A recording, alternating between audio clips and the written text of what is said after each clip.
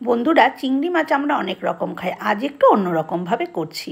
তার জন্য এখানে 2 রকম চিংড়ি নিয়েছি হচ্ছে মিডিয়াম সাইজের চিংড়ি, আর গলদা চিংড়ি ছিল 4-5 টুকরো, আগের দিনে সেটাও দিয়ে দিয়েছি। তারপরে এখানে নিয়েছি 1 বাটি মতন সরু সরু করে চচ্চড়ি করার মতন যে আলু কাটি আমরা, সেরকম আলু। একটা বড় সাইজের পেঁয়াজ খুব ছোট ছোট করে কুচিয়ে নিয়েছি। একটা বড় সাইজের টমেটো কুচি নিয়েছি।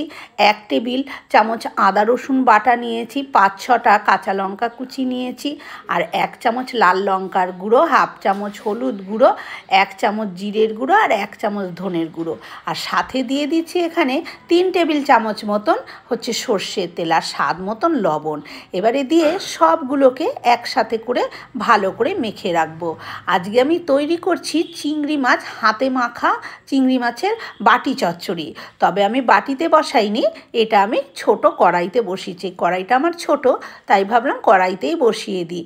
যাই হোক, কড়াইতে বসিয়ে দিয়ে আমি ঢাকা দিয়ে দিয়েছিলাম। 2 মিনিট পর ঢাকনাটা খুলেছি, দেখুন কত জল বেরিয়েছে। আলু, চিংড়ি মাছ, টমেটো, পেঁয়াজ সব কিছু থেকেই জল বেরিয়েছে। তাই আমি আলাদা করে আর কোনো রকম জল এখানে ব্যবহার করব না, ওই জলেই কিন্তু রান্নাটা হয়ে যাবে।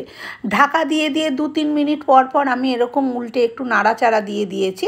এবারে দেখুন আলুগুলো কিন্তু সেদ্ধ হয়ে গেছে। তারপরে এখানে একটু গরম মশলা দিয়ে দিলাম, দিয়ে আবার একটু উল্টে পাল্টে নাড়াচাড়া দিয়ে নিচ্ছি।